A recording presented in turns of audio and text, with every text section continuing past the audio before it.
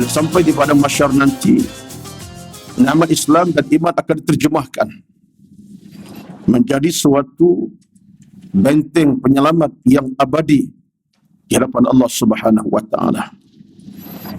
Yang Melayu, kalau dia ada Islam dan iman, dia selamat. Yang Cina, dia ada Melayu Islam, dia bahagia. Bismillahirrahmanirrahim. Alhamdulillahi Rabbil Alamin, Ar-Rahmanir Rahim, Maliki Yawmiddin, Iyyaka na'budu wa iyyaka nasta'in, Ihdinas siratal mustaqim, Siratal ladzina an'amta 'alaihim, Ghairil maghdubi 'alaihim waladdallin.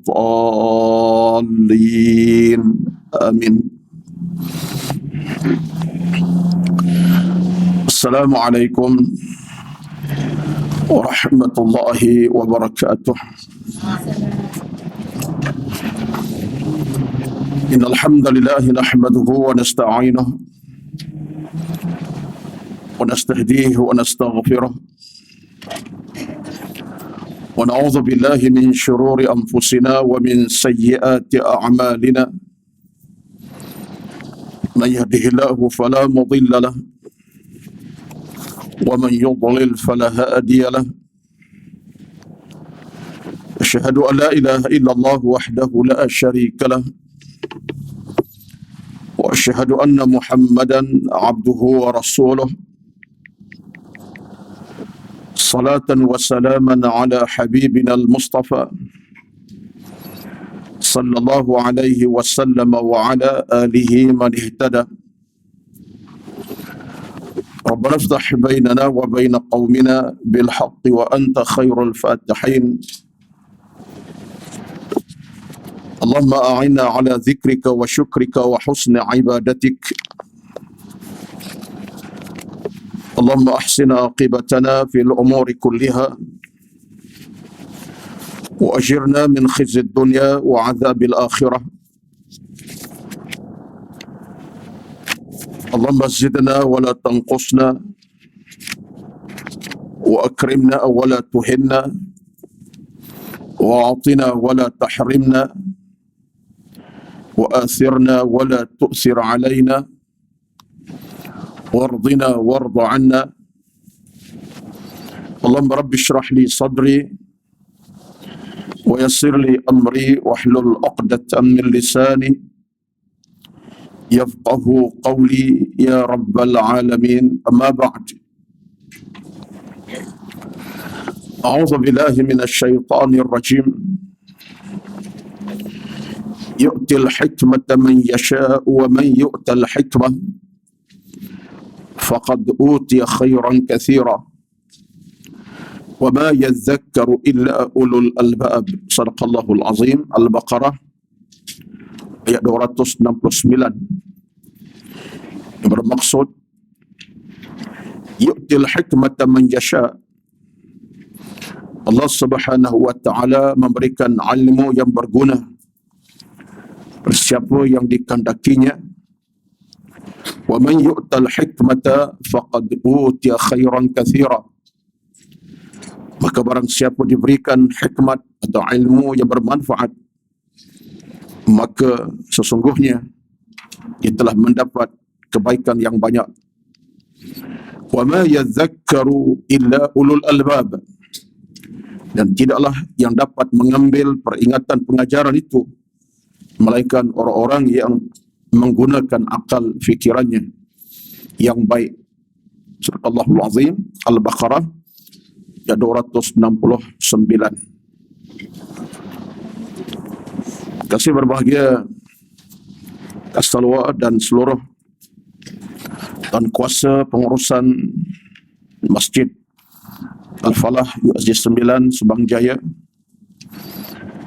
dan yang dihormati terutamanya di kalangan para jamaah yang hadir setiap waktu dan ketika dalam kuliah duha Saban hari ini. Alhamdulillah, yang jauh, yang dekat, alhamdulillah Allah Subhanahu wa taala rezekikan kepada kita nikmat yang paling besar untuk kita mencapainya.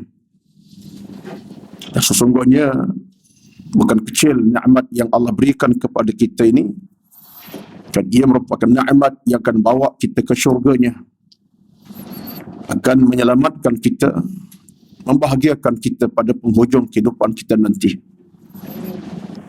Batulah beralim ulama kita menegaskan, dalam apapun keadaan kita hidup ini, nikmat yang paling besar, yang paling utama adalah nikmat Islam dan iman.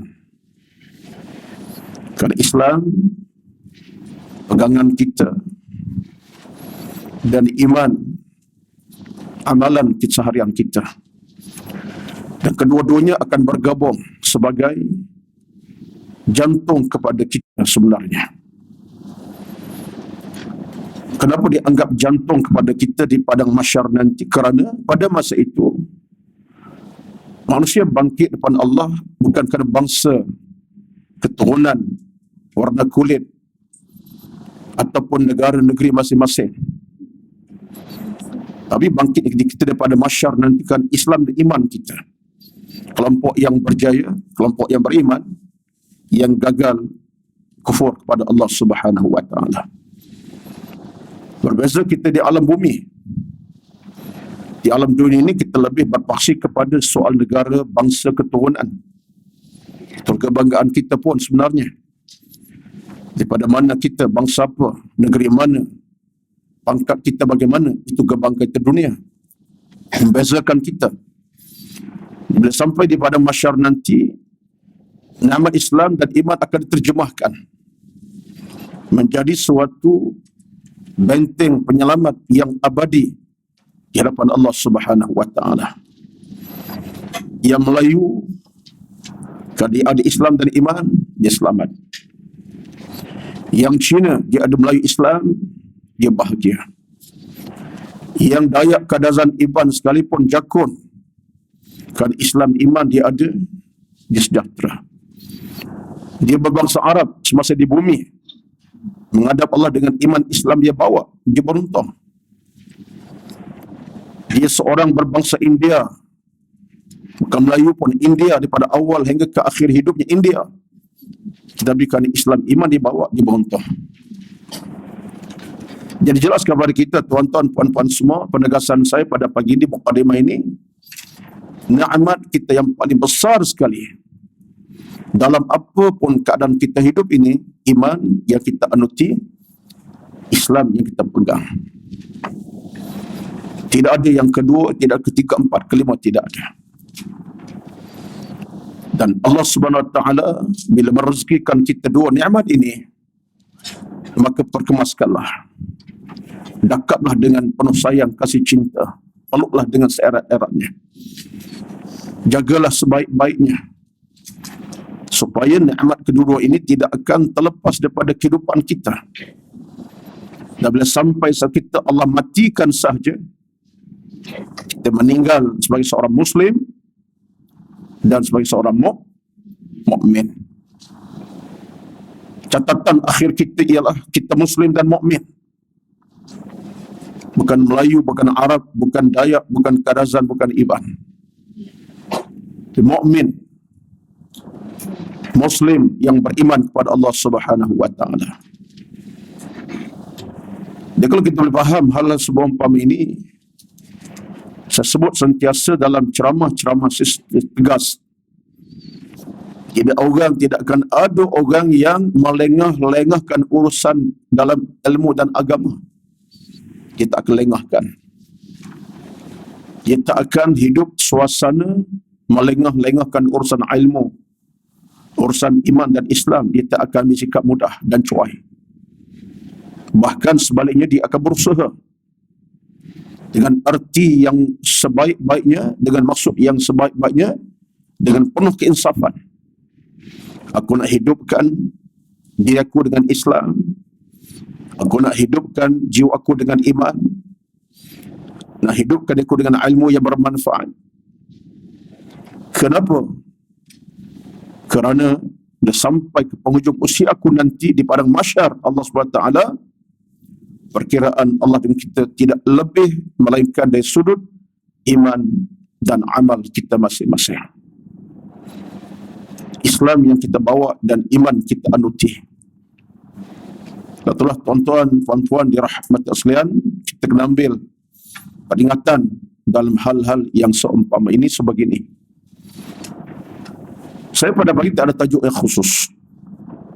Sementara kita milih tajuk dan kitab tertentu untuk akan datang, pagi ini saya akan ambil 1 jam ini untuk saya bermuhasabah. Saya namakan tajuk ini tajuk muhasabah diri. Peringatan buat diri yang bercakap dan yang mendengar kuliah saya pada pagi ini. Saya terbaca satu tulisan catatan menarik seawal belum sampai tadi, jam subuh tadi, bila duduk semak beberapa penulisan, saya ambil satu peringatan yang begitu menarik. Kebetulannya penulisnya adalah mantan guru saya, salah tokoh besar di Arab Saudi, Syekh Muhammad Ibn Uthaymin, mengajar kami dalam bidang akidah. Almarhum meninggal dunia sudah 11 tahun yang lepas, lebih kurang. Ada catatan beliau dalam tulisan beliau yang bertajuk Liqa Bab Al-Maftuh, dalam satu pertemuan ilmu. Beliau menukilkan satu kalimah. Saya baru baca pagi tadi. Apa dia kata? Al-a'malu la tantahi bintihai mawasimiha wa innama tantahi al-a'malu bintihai al-ajali. Kata-kata yang saya dah termenung daripada jam subuh tapi sampai sekarang ni lebih kurang dah 5 jam, 6 jam ini saya syik termenung kata-kata ini kerana kata-katanya berbekas di hati saya. Almarhum guru saya lah ni, Syekh Muhammad Salih Ibn Uthaymin. Dia kata apa? Seulang balik kata-kata beliau, ini saya bagi sebagai mukadimah kepada pertemuan pada pagi ini. Buat catatan tuan-tuan. Dia kata al-a'malu la tantahi bintihai mawasimiha. Amalan dalam hidup ini, amal masuk apa? Amal salah kita lah. Kita baca Quran ke, tasbih, tahmid, qiyam, tahajud, sedekah, derma, berzikir, istighfar, bertaubat, munajat. Macam-macam lah. Yang sunat, yang wajib. Amalan kita tidak selesai dengan selesai musim. Amalan kita tak selesai dengan selesai satu musim tertentu. Wa innama tantahil a'malu bintihil ajali. Tetapi amalan kita akan selesai bila datangnya kematian. Allahu Akbar. Al-a'malu la tantahi bintihai mawasimiha wa innama tantahil a'malu bintihil ajali. Amalan dalam beragama hidup ini tidak selesai dengan musimnya. Habis Ramadan, selesai ibadat. Tunggulah Dhul Hijjah masuk. Bukan. Dah Dhul Hijjah selesai. Hari ini berapa bulan hari ini? 16 Dhul Hijjah. Dah korban dah buat, Mekah dah pergi. Habis lah. Tunggulah pula bulan akan datang. Muharram ke, Safar ke. Tidak. Dah habis bulan Muharram, 10 Asyura kita buat puasa, kita buat ibadat. Tunggu habis lah. Tunggulah bulan Ramadan pula. Tak ada macam tu dalam Islam. Jadi kata beliau, amalan manusia, amalan beragama tidak selesai dengan musim yang selesai. Tetapi wa innama tantahil a'malu bintihil ajali. Tetapi amalan kita selesai datangnya saat kematian. Penutup kita ni tuan-tuan ialah kematian. Sedekah kita sebanyak kita buat, sedikit kita buat, selesai saat kita mati. Tasbih, tahmid, zikir, istighfar, taubat, apa amal-amal salat kita selesai bila? Hari saat kita mati. kita mengaji, berduha, berkuliah subuh, kuliah maghrib, datang masjid tersebut. Selesai bila? Bukan selepas isyak kita rehat, tak payah dah nak berzikir lepas isyak sebab selesai tadi isyak. Tidak. Bintiha'il ajali, dengan datangnya kematian.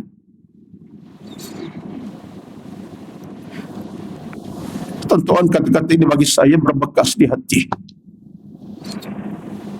Setermenung daripada bawa kereta tadi pada rumah sampai ke masjid 1 jam di kurang tadi 40 minit tadi, saya kata-kata ini bukan kecil maknanya kepada saya dan kepada rakan taulan saya yang lain. Sebab amalan dalam agama ini tidak kenal musim. Contoh sekarang rakan kita yang ke Mekah datang buat haji di Makkatul Mukarramah, dah selesai 13 Zulhijjah, selesai dah? Dah selesai lah. Nafar Tsani habis melontar balik ke Mekah, ada yang buat sa'i haji, kemudian sampai ibadat dia buat tawaf haji, sa'i haji, selesai. Tak selesai. Yang selesai ibadah haji, tapi ibadat dalam Islam tak selesai. Istighfar, taubat, air mata kena tumpah, zikir, tasbih dan qiyam, tak selesai. Sekalipun usia haji dah selesai. Kepada kita yang buat ibadat korban, ambil bahagian, 1 bahagian, 2 bahagian, seekor lembu, seekor kambing, 13 Zulhijjah selesailah daripada sudut amalnya. 13 Zulhijjah selesai, tetapi tak selesai. Penerusan pada amalan mesti diteruskan. Apa saja amalan yang mendekat kepada Allah Azza wa Jalla, dengan tasbih, tahmid, tajud, qiyam, dengan tasbih, doa macam-macam, tak selesai. Bila selesai, tuan-tuan, bintiha'il ajali, datang saat kematian menjemput kita. Itulah satu kata-kata yang saya renung, saya fikir, Allahu Akbar.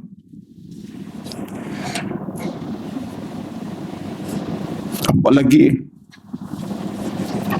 dalam kehidupan beragama kita, tuan-tuan, kita kadang-kadang tak merasakan hal seperti ini. Kita rasa. Betul Al-Imam Ibnu Qayyim Al-Jauziyah dalam kata-kata beliau yang lain, ini menyambung kepada bicara Syekh Ibn Uthaymin tadi. Kata Al-Imam Ibn Taimiyah rahmatullahi alaihi, dia kata innamal khairu khairul akhirati. Kata-kata yang menarik lagi, menyambung kata-kata tadi, disebutkan oleh Al-Imam Ibn Qayyim Al-Jauziyah, innamal khairu khairul akhirati. Sesungguhnya kebaikan yang sebenarnya ialah kebaikan di alam akhirat.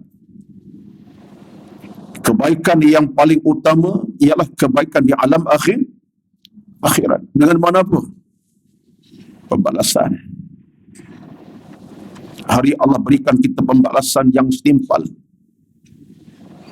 Pembalasan yang paling kemuncak. Pembalasan paling maksimum. Walal akhiratu khairun wa abqa. Sambung ayat dalam Quran. Walal akhiratu khairun wa abqa, dan dari hari akhirat, alam akhir lebih baik daripada segala-galanya. Wa abqa, dan kekal kepada kita. Suatulah tuan-tuan puan-puan dirahmati Allah sekalian,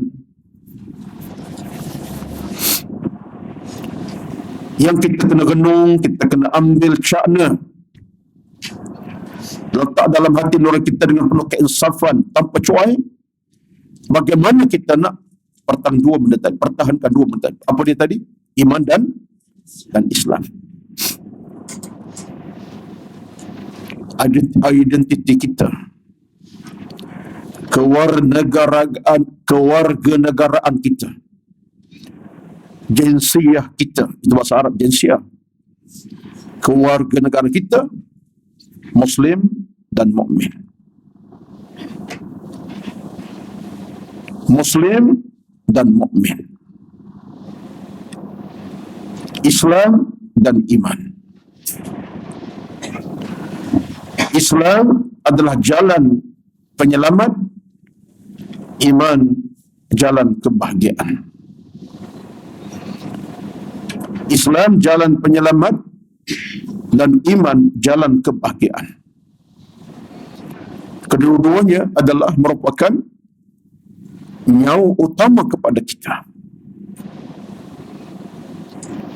Nabi SAW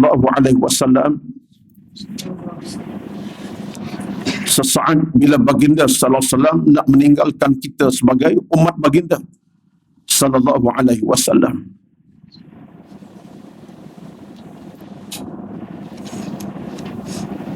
ketika baginda hampir meninggalkan kita,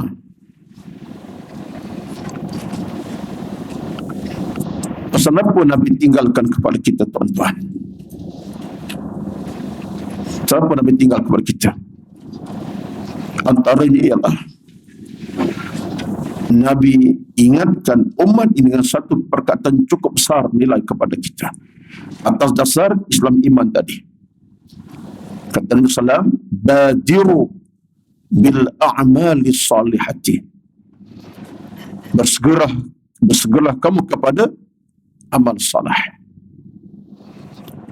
Bersegera kepada amal salah. Badiru bil a'mali salihati. Bersegeralah kamu kepada amal salah. Kenapa Nabi sebut tentang amal salah? Amal salah datang daripada mana? Islam dan iman. Amal soleh tak akan tercipta, tak akan berlaku tanpa Islam dan iman. Seorang Muslim, seorang mukmin, yang dia kena fikir ialah bagaimana dia buat amal salah, buat benda-benda yang baik, amal-amal yang baik yang Allah redai. Dan amal saleh, tuan-tuan, adalah kelompok amalan Allah redha. Itu amal saleh. Amal saleh dalam tafsirannya ialah kelompok amalan yang Allah redha. Allah redha amal kita kenapa? Kerana Islam dan iman. Seorang yang bukan Islam, non-Muslim, kerana Islam, iman tak ada dalam hatinya, dia bersedekah hantar juta ringgit. Iman orang miskin harta ribuan ringgit, tak masuk dalam perkiraan amal soleh. Tak ada. Sekadar amal kebajikan biasa. Kenapa tadi anggap amal sebab tidak ada neraca Islam dan iman? Satu, dalam neraca agama, amal soleh akan benar dikira sebagai amal betul-betul ultima neraca Islam dan iman. Tapi kalau Islam iman tidak ada amal soleh bagi seorang manusia yang berkaitan. Contoh tadilah, dia seorang non-Muslim, tak ada Islam dan iman dalam dada, tak jadi orang Islam. Dia buatlah kebaikan banyak mana, membantu orang fakir miskin, bagi orang makan, anak yatim ke seumpamanya, dia sebagai satu kebajikan, tak masuk dalam perhitungan amal soleh si Allah Subhanahu wa taala. Sebab syarat utama Islam dan iman. Nabi ajar kita, badiru bil a'mali salihati, bersegera amal soleh. Kata para ulama, dalam hadis ini Nabi seolah-olah mengajar kita untuk jagalah Islam dan iman kamu. Jagalah Islam iman kamu. Pupuklah dia dengan sebaik-baiknya, kerana setiap amal soleh kamu yang kamu lakukan dalam keadaan Islam menjadi pemandu dan iman penyelamat pada kamu, ketika itu kamu akan mendapat neraca amal soleh yang benar-benar membahagiakan kamu. Sebab akhirnya Allah Subhanahu wa taala tidak akan sama sekali mengecilkan pahala amal soleh, walaupun amal itu kecil. Allah tidak akan mengecilkan pahala amal soleh itu, amal itu kecil. Sebabkan ada neraca iman Islam, amal itu kecil, tapi Allah besarkan pahala dia. Ini konteks agama macam tu. Amal kecil, tapi Allah tak akan mengecilkan pahala. Allah akan besarkan nilai pahala walaupun amal kecil. Kenapa? Sebab amal itu amal yang Islam reda dan iman reda, ataupun Allah reda dengan sebab Islam iman yang ada. Ini neraca agama. Betul orang Islam, tuan-tuan, tidak akan pernah rasa tertinggi dalam soal iman dan amalnya. Orang Islam yang tidak akan rasa pernah terpinggir pada amal iman, sebab amal salahnya tetap dineraca Allah sebagai amal yang besar, sekalipun kecil pada pandangan manusia ramai. Ini neraca agama. Sebab dalam konteks agama ini, apa sahaja amal saleh kita lakukan, kecil pada pandangan mata manusia, besar pada pandangan Allah Subhanahu wa taala.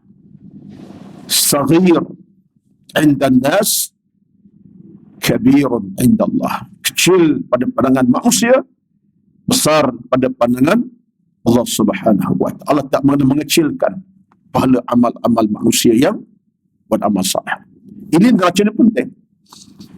Betullah bila kita pegang konsep ini sebagai neraca dalam kita mencari amal saleh, buat amal saleh, kita akan menjadi suatu, kita akan jaga sebagai landasan kepada kita. Kita akan jaga hidup ini dengan neraca itu. Kecil ke besar, ia tetap dianggap besar oleh Allah, sekalipun kecil pada pandangan manusia. Itu neraca kita. Tuan-tuan sekalian, kalau neraca yang kita pegang betul-betul sebagai landasan dalam kita hidup, dalam kita beramal, insya-Allah kita sedang membina nilai iman yang cukup baik. Kita sedang membangun nilai Islam cukup sempurna. Ini yang kita sedang usahakan, sedang kita cari, yang sedang kita laksanakan. Sebab kalau Nabi sebut dalam hadis tadi, badiru bil a'mali salihati, bersegeralah kepada amal salih. Maknanya Nabi ajar kita supaya kita sentiasa beristiqamah dalam melakukan amal-amal salih, dan ia merupakan kunci kepada Islam yang kita bawa dan iman yang kita ada dalam hati kita. Itu satu perkara. Yang keduanya, saya tekankan sangat tentang soal Islam dan iman ini daripada awal sampai sekarang. Bukan apa. Sebabnya, tuan-tuan dan puan-puan yang dirahmati Allah sekalian, itulah sebenarnya harta kita yang paling kekal. Harta kita paling kekal selama-lamanya Islam dan iman. Dan semua harta yang kita miliki di hidup ini tak akan kekal. Harta apa yang kita miliki dalam hidup ini banyak sebenarnya. Harta kita nampak fizikal, nampaklah wang ringgit, duitnya, rumah tangganya, tanah-tanah kita nampak. Tapi ada harta yang lain yang tak akan kekal. Apa harta kita lain? Bangsa kita, keturunan kita. Harta juga tu. Saya ada keturunan saya ada bangsa saya sendiri sebagai orang Melayu contohnya. Tapi tak akan kekal. Sekalipun saya ada keturunan yang tak ada berapa keturunan saya sampai hari ini, datuk nenek saya tak pernah buat kajian pun, tapi sekadarnya tahulah. Tapi tak akan kekal. Dan sampai masa Allah ambil nyawa saya, Allah ambil nyawa sesiapa yang bersama saya sebagai anak ke seumpamanya, setakat itulah. Tamat bila mana datang kematian. Tak menyambung dah zuriat saya. Termasuk harta benda kita. Harta yang kita miliki, kekayaan melimpah ruah sampai peringkat kita letih bab harta ni. Menambah. Bila sampai waktu, kekal ke tidak kekal? Tak kekal. Yang kita ada berapa banyak, akhirnya menjadi hak milik orang lain. Hak milik anak kita mungkin, keluarga kita mungkin, tengok keadaan lah. Jatuh dalam hukum faraid. Akhirnya hak orang lain. Rumah kediaman kita atas nama kita dah 40 tahun, nama kita. Tak pernah berubah nama kita. Bila kita meninggal, hanya beberapa jam kemudian, hari kemudian, bulan kemudian, nama dah berubah. Bukan nama kita dah. Nama keluarga kita, anak kita mungkin, suami kita mungkin, tanah pusat, tapi kekal, tak kekal. Tetapi bila cakap tentang Islam dan iman, dia menjadi harta kekal kita sampai bila-bila. Dan iman Islamlah menjadi jalan kita untuk melawat kita ke mana? Ke syurga Allah dan keredaannya yang kekal abadi di alam sana. Wallahu yad'u ila daris salam. Allah mengajak hambanya untuk masuk ke syurganya. Surah Yunus ayat 25. Wa yahdi man yasha'u ila siratal mustaqim. Allah boleh beri kepada hambanya hidayah untuk dia berada jalan yang benar, yang lurus. Itu Allah sebut dalam Quran. Wallahu yahdi ila daris salam. Allah mengajak hambanya, bagi hidayah untuk dia sampai ke syurga. Tapi dengan sebab apa? Dengan sebab Islam dan iman.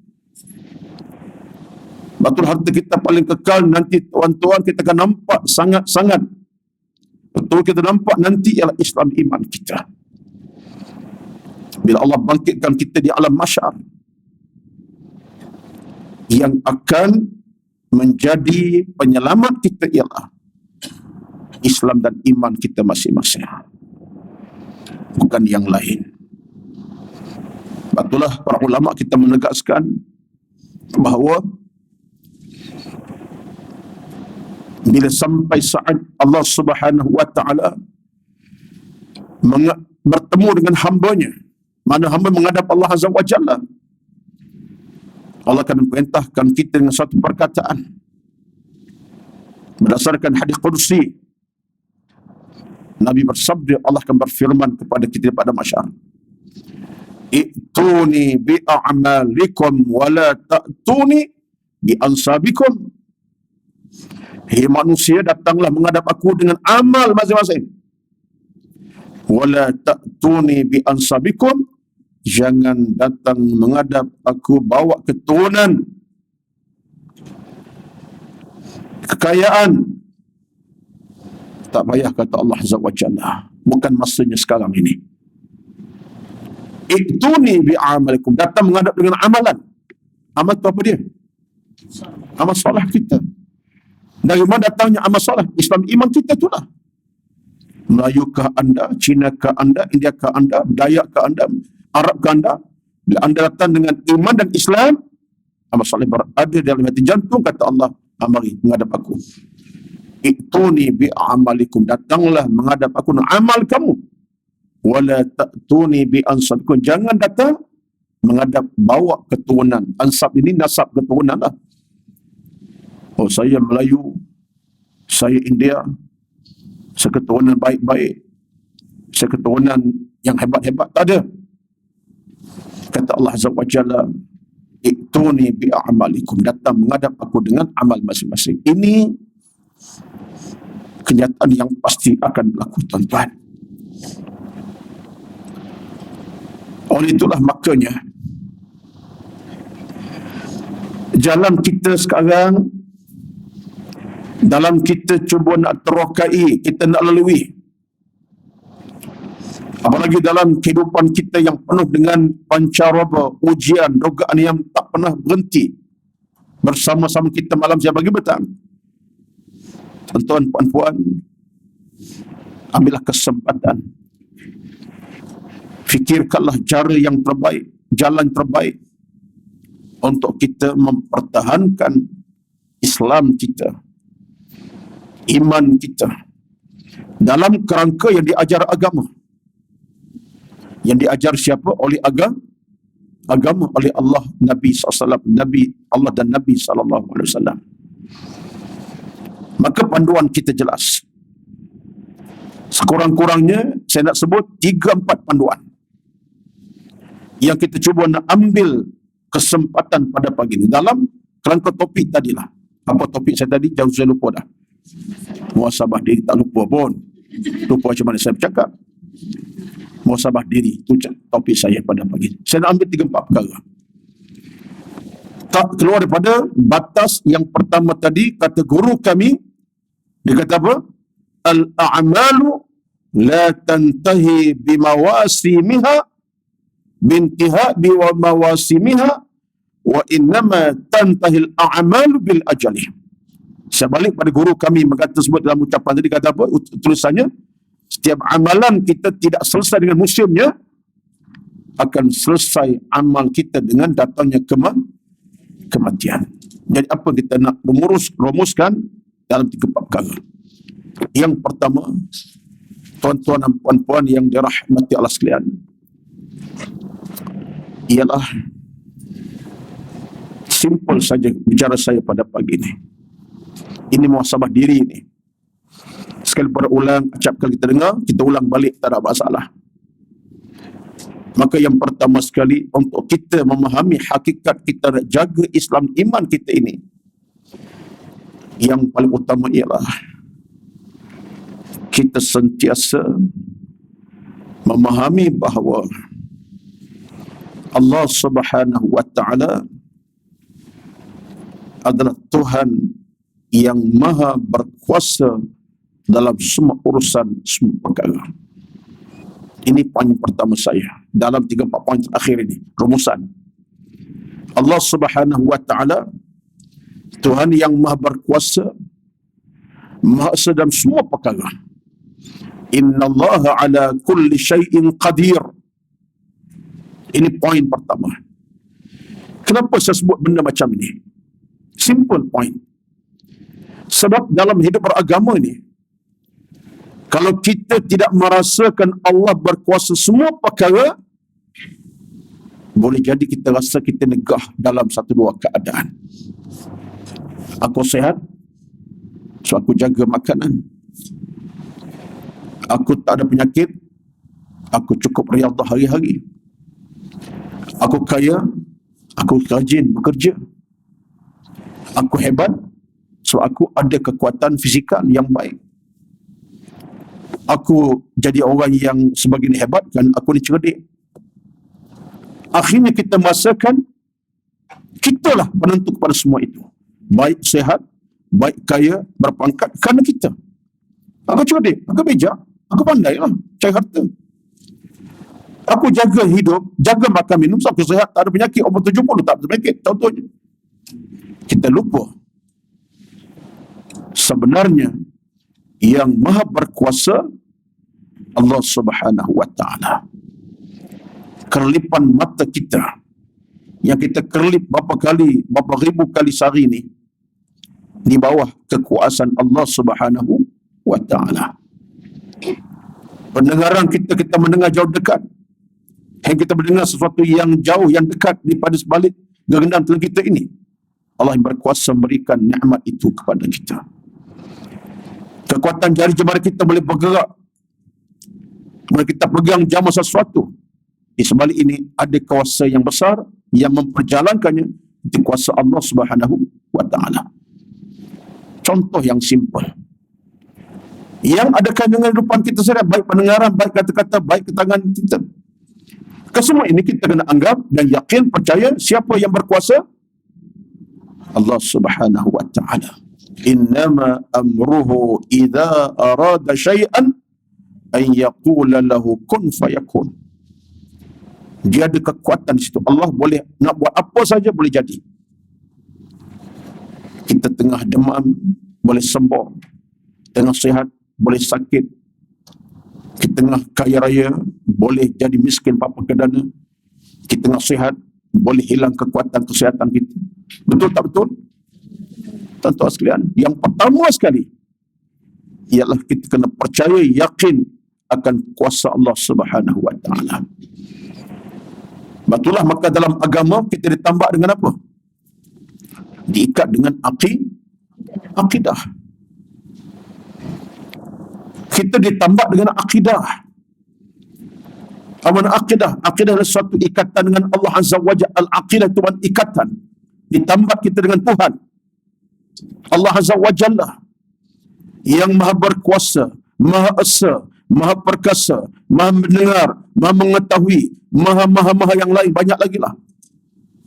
Betul kalau kita baca dalam nama-nama Allah ini, semuanya melambangkan kuasa Allah Subhanahu wa taala.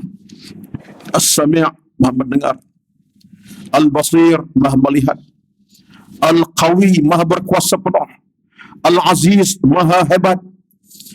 Al-Qahar, maha kuasa yang besar. Al-Azim, maha hebat, maha agung. Semua itu nama-nama Allah yang menandakan kekuasaan. Contohnya lah, suatu kita ditambah dengan akidah. Bila ada tambatan akidah hidup kita, kita akan merasakan Allah maha berkuasa. Aku ini dalam hidup maha lemah, maha dhaif, maha kerdil dan maha hina. Maha juga tapi hina. Maha dhaif. Allah maha kaya, berkuasa, kita maha kerdil. Kita rasa macam tu. Itu tambatan yang mengikat kita dengan Allah Azza wa Jalla. Sebab kita boleh melepasi di pada tahap yang pertama, iaitulah ingat Allah yang punya kuasa. Lahul mulku wa lahul hamdu yuhyi wa yumitu wa huwa ala kulli syai'in qadir. Sehingga kalau saya nak pergi agak panjang pula cerita nanti, sehingga dalam ucapan zikir kita diajar, kalau dalam bab zikir kata Imam Nawawi dalam satu hadis riwayatkan Al-Bukhari Muslim, kita diminta sangat untuk ulang baca tiap hari apa dia ucapannya. La ilaha illallah wahdahu la syarikalah, lahul mulku wa lahul hamdu yuhyi wa yumitu wa huwa ala kulli syai'in qadir. Di sini ada kitab Azkar Nawawi kan? Ada pengajian kitab Al-Azkar Imam Nawawi. Ada kan Ustaz Halim kan? Bukan? Ustaz lain. Saya sebut sebab saya tahu kita Al-Azkar penuh dengan 1001 hikmat yang tersirat tentang zikir-zikir. Pengajian tetap saya satu lagi masjid di Subanjaya, iaitu Masjid An-Nur Uji 4, kitab Al-Azkar Imam Nawawi yang tebal tu. Ustaz Alim tak habis lagi. Tak habis 40 tahun tak habis kitab tu. Tak apalah, ceritanya ialah kitab tu tuan-tuan penuh dengan 1001 zikir yang begitu sekali disusun Imam Nawawi pada hadis bersalah. Dalam satu hadis disebut kepada kita sebagai amalan harian kita, ni nak mengikat kita dengan Tuhan ni. Lepas solat jangan abaikan bacaan apa? 33 kali kalimah alhamdulillah, sambung dengan subhanallah 33 kali, sambung dengan Allah Akbar, dan tutup dengan kalimah la ilaha illallah wahdahu la syarikalah, lahul mulku wa lahul hamdu wa huwa ala kulli syai'in qadir. Apa kata Rasulullah hari ini? Orang itu akan sentiasa diampunkan dosa-dosa Allah malam dan siangnya. Salah satu hadis. Baca balik. Siapa yang tak ingat, baca dalam kitab tu ada dicatat. Saya ingat lagi sebab saya mengajar kitab tu. Nak cerita tuan-tuan tambatan tadi. Bukan zikir ni. Allah ikat kita dengan dia. La ilaha illallah wahdahu la syarikalah. Tiada Tuhan melainkan Allah Maha Esa, tak ada syirik baginya. Lahul hamdu, baginya segala kepujian. Lahul mulku, kerajaan dan kekuasaan. Yuhyi wa yumiit, dia menghidup matikan manusia dan alam cakrawala. Wa huwa ala kulli syai'in qadir, dan Tuhan yang berkuasa semua perkara.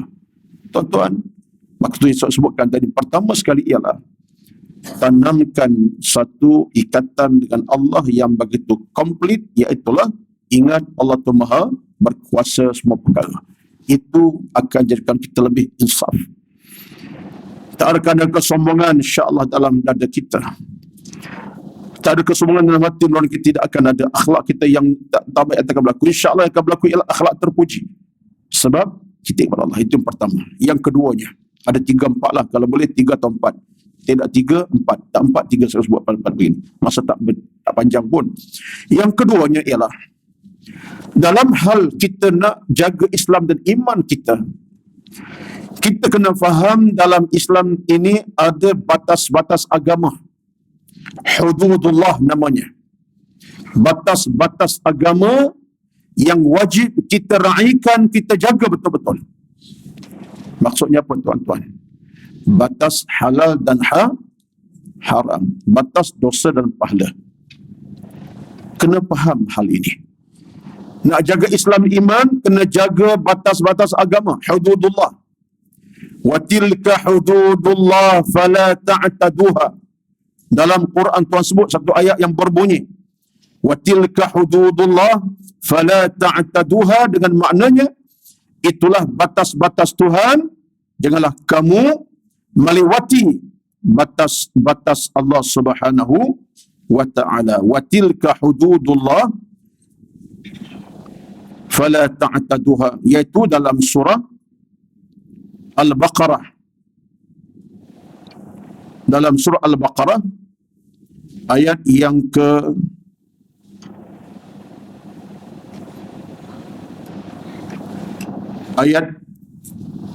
boleh banyak ayat ni. An-Nisa 13, 14 pun ada. Al-Baqarah pun ada.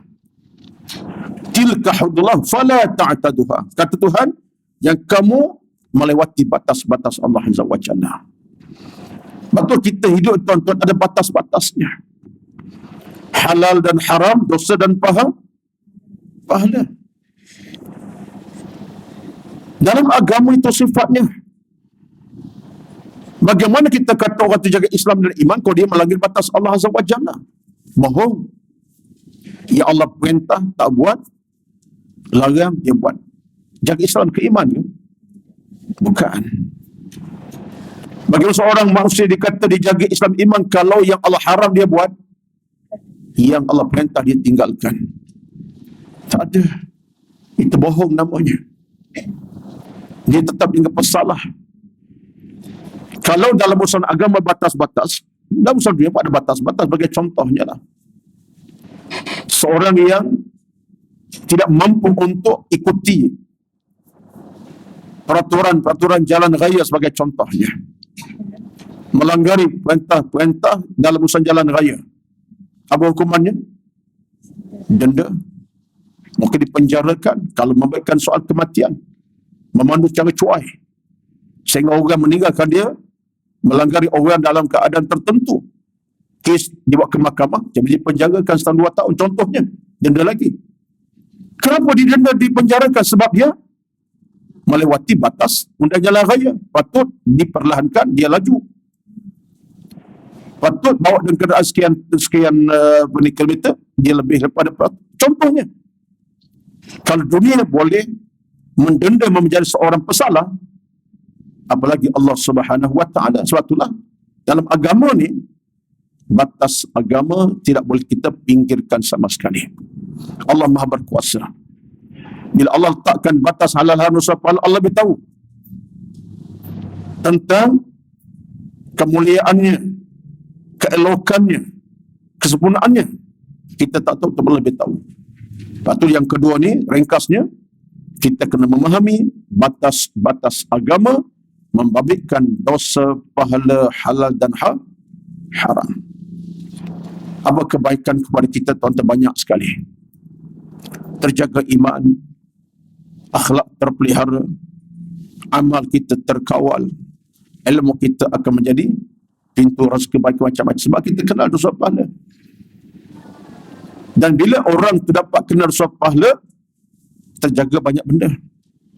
Akhlak terjaga, iman terpelihara, ilmu terkawal. Tapi kalau tidak ada kenal dosa pahala, iman akan hilang, akhlak akan rosak. Betul tak? Sebab ada dosa pahala. Dia buat saja apa Tuhan larang, dia buat saja apa Tuhan tak suruh, dia tinggal Tuhan larang, akhirnya yang Allah perintah ditinggalkan, iman rosak, hati mati, jiwa sakit, akhlak binasa. Jadi kalau manusia macam tu keadaan, apa keuntungan dia nanti? Tak ada keuntungan. Sebab itu Islam dan iman terjaga melalui memahami batas-batas dosa dan pahala, halal haram syurga neraka. Ini aspek yang kedua. Sebab tu dalam Islam tidak ada kompromi dalam soal ini.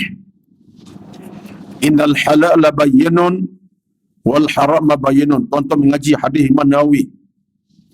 Itu hadis ke berapa? Hadis ketiga, empat lagi.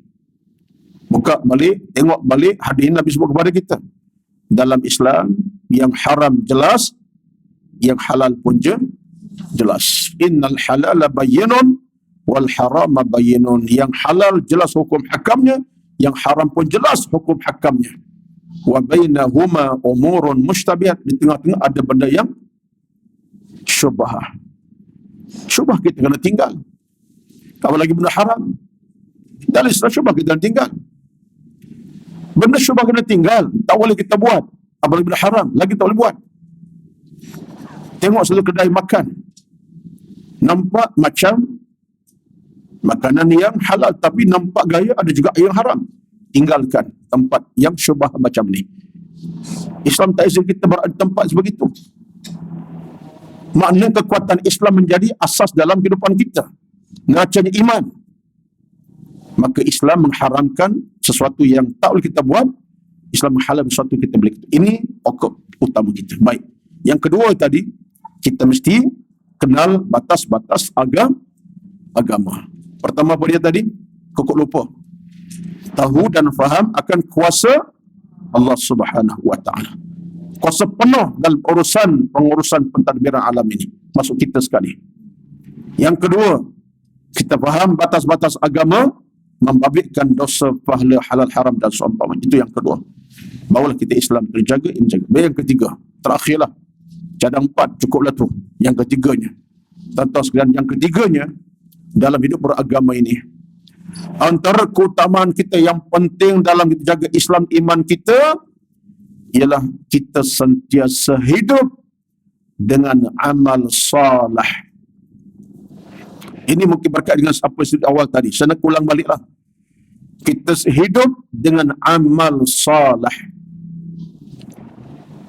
Yang ketiga, ihya, hidup dengan amal salih. Maksud macam mana? Maksudnya ialah kita sentiasa berfikir bagaimana kita nak memperbanyakkan amal salih. Al-ikthar fil amal salih. Pandangan para ulama salafun salih jelas dalam hal ini.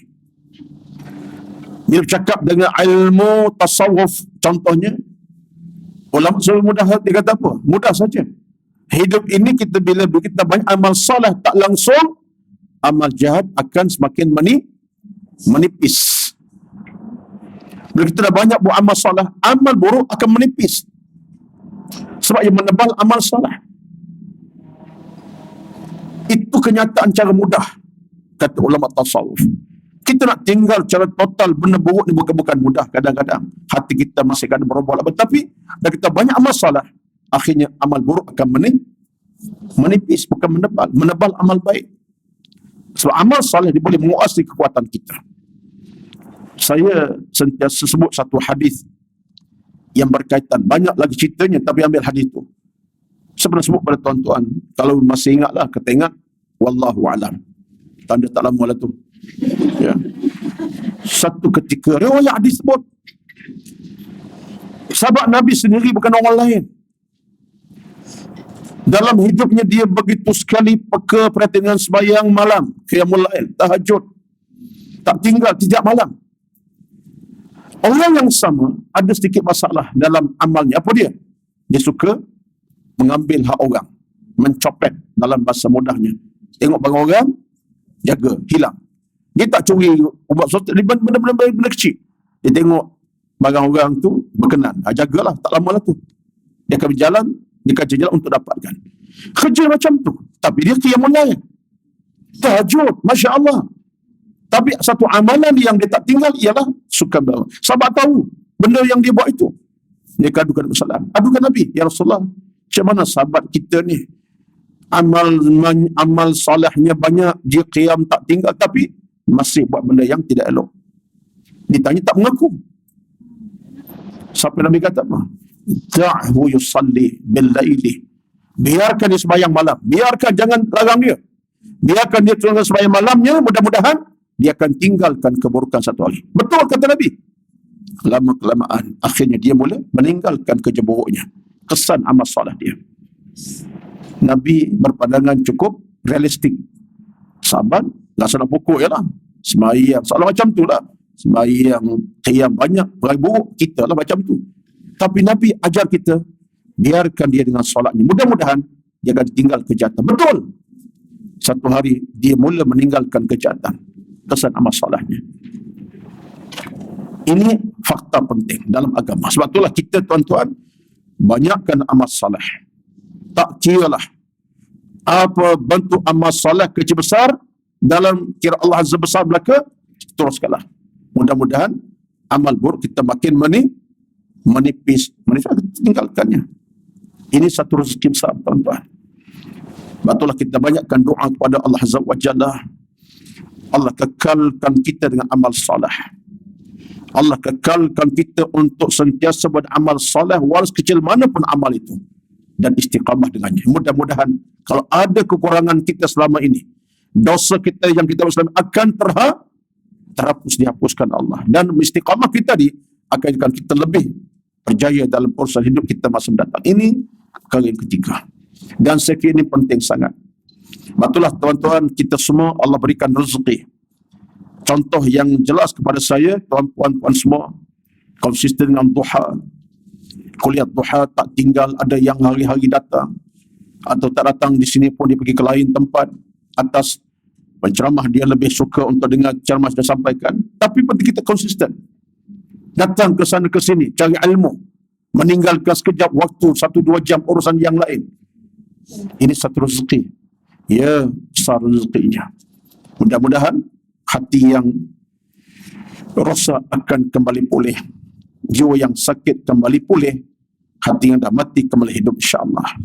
Akhirnya dengan amal soleh, tuan-tuan, kita akan dapat mempertahankan Islam dan iman kita dengan 1001 kekuatan kita usahakan, dan bila sampai masa dan waktunya, kita akan bangkit kepada Allah dengan neraca Islam bertapak di hati kita dan iman berpasak dalam hati jantung kita.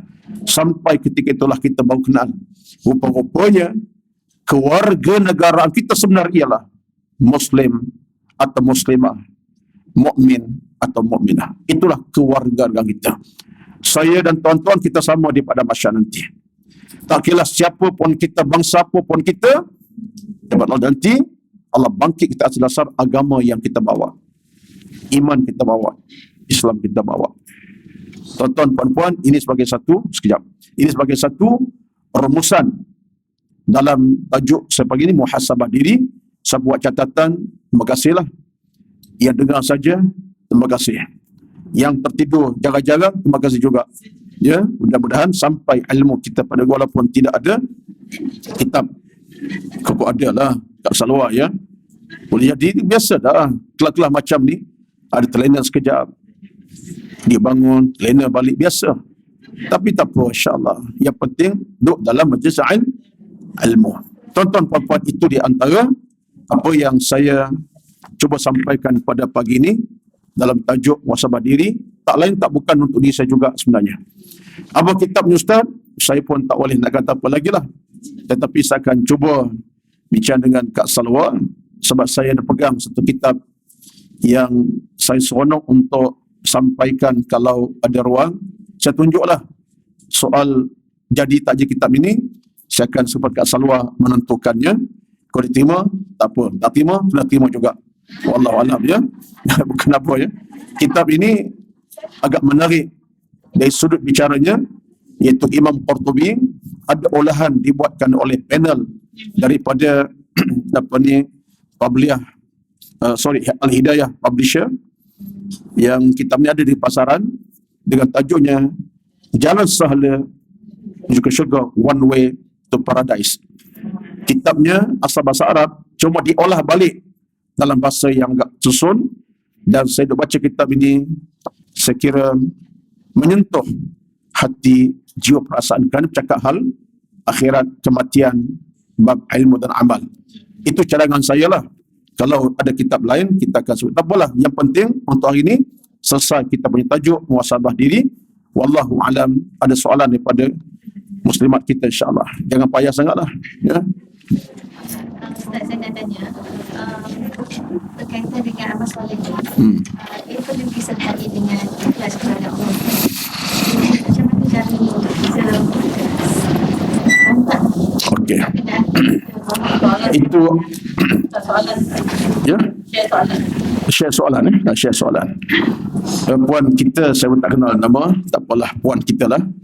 Bertanya tentang soal amal soleh. Macam mana kita nak mantap lagi? Antaranya adalah kena ikhlas. Macam mana ikhlas? Baik. Soalan ini kena satu tajuk khas. Ya, 1 jam setengah baru selesai. Tapi 3 minit saja. Tak ada masalah. Kita ada pengalaman jawab soalan melalui TLU ni. Kita ustaz, kita pandai-pandai lah. Penerbit pun bagi tahu ustaz, soalan 2 minit, 1 minit saja ustaz. Pandai-pandai lah ya. Baik. Tuan-tuan sekalian, amal salah ini ada prasyaratnya. Tiap amal salah kita paling kurang kata ulama 3 syarat penting kena ada. Salah satu syurutin khassah. Amal salah dianggap salah bila ada 3 syarat penting. Yang pertama ikhlas.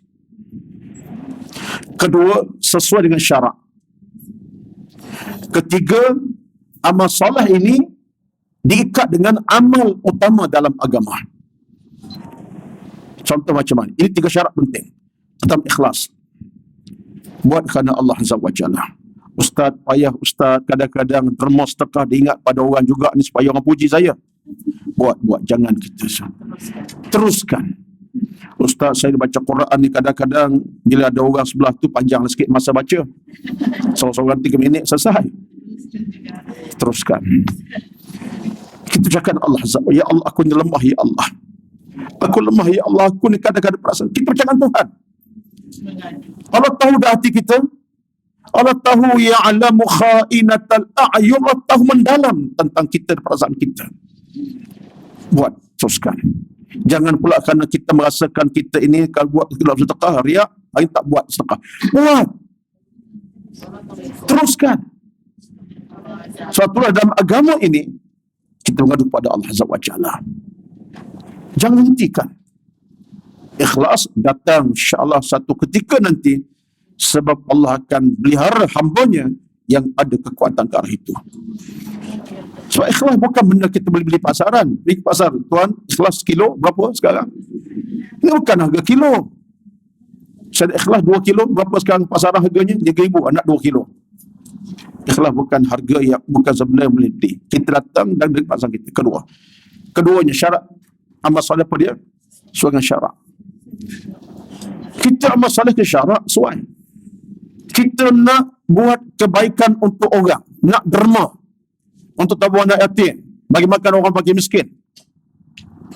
Yang kita sumbangkan itu mesti daripada jalan yang syarak, duit yang halal. Tak boleh pergi rompak bank di USJ 9, bank apa? Jangan sebut bank nama apa.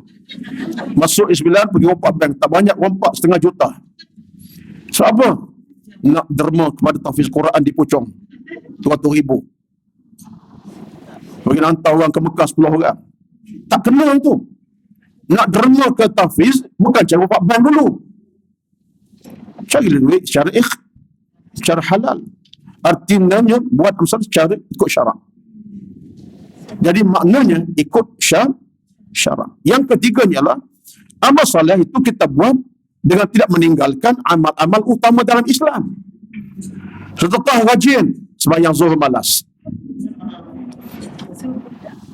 Sedekah hari-hari, tapi sembahyang subuh jarang-jarang sekali.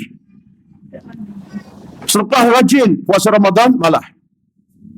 Tak kena lah. Maka amal soleh kita buat, kita kena jaga amal utama. Jadi ini semua prasyarat penting. Jangan ini saya tak jelaskan detail lah. Cuma bila puan bertanya, saya kena bagi contoh macam tu, faham-fahamlah. Tapi amal soleh tetap merupakan amal utama kita. Dah ada 3 syarat tadi. InsyaAllah Allah akan kecewakan kita walau kecil amal soleh kita. Sekadar buang sampah di jalanan. Tengok keluar pintu, ada sampah. Ambil sampah, tongkan dia. Tong sampahkan dia. Simpan tong sampah. Buang tong sampah. Oh, dikira amal soleh insyaAllah. Tengok selipar-selipar yang depan sana tak tersusun. Berselerak, tapi Alhamdulillah di masjid ni paling terbaik lah. Sampai-sampai saya tengok susun penceramah pun susun juga seliparnya. Tak boleh hadap ke depan terus macam orang Jepun. So apa? Dia ajar macam bagus lah. Tapi kalau berselerak kita susun balik, amal salah tu. Jangan perkecilkan. Sahabat kita yang tolong susun kasut-kasut begitu susun, itu amal salah dalam Islam. Kenapa dia tak derma sampai RM100? Jadi ini satu benda yang baik. Mudah-mudahan Allah berikan kita kelangsungan hidup yang penuh keberkatan. Wallahu a'lam. Untuk hari ini terasa kadar tuan-tuan, puan-puan dan sebelah suku. Wallahu a'lam. Bertemu lagi pada bulan akan datang hari Malam Hijrah hari itu 19. Ada ceramah khas tajuknya pada itu insya-Allah. Itulah sekadar untuk hari ini insya-Allah tuan-tuan puan semua. Hal kitab saya akan bicara dengan Kak Salwa lah insya-Allah. Untuk apa, kitab apa dan seumpama. Yang penting janji tuan-tuan hadir, itu saja. Itu janji yang penting. Saya tak paksa, tapi minta ya untuk kekal istiqamah dengan pengajian. Tak suka kepada ceramah saya, suka pada kitab tak apa dah. Tak, ini bukan apa ni saja lah. Badung ada pilih, ustaz ni aku tak suka. Suka kitab dia tu. Sebab kitab dibaca pasti kitab-kitab yang muktabar, kitab hadis, kitab macam-macam, itu yang penting. Tapi payah juga kan, dia tak suka penceramah tu, lagi tak suka pada yang lain tak? Sekian dimaklumkan. A'udzubillahi Bismillahirrahmanirrahim. Alhamdulillahi Rabbil Alamin. Wassalatu wassalamu ala Sayyidina Muhammad wa ala alihi wa sahbihi ajma'in. Allahumma inna nas'aluka ridha'aka wal jannah wa na'udzu bika min sakhatika wan nar. Allahumma innaka 'afuwwun karimun tuhibbul 'afwa fa'fu 'anna. اللهم أحسن عاقبتنا في الأمور كلها. اللهم نور قلوبنا بالإيمان. اللهم نور قلوبنا بالعمل الصالح. اللهم نور قلوبنا بالقرآن العظيم. ربنا آتنا في الدنيا حسنة وفي الآخرة حسنة وقنا عذاب النار.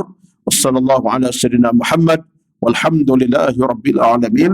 السلام عليكم ورحمة الله وبركاته.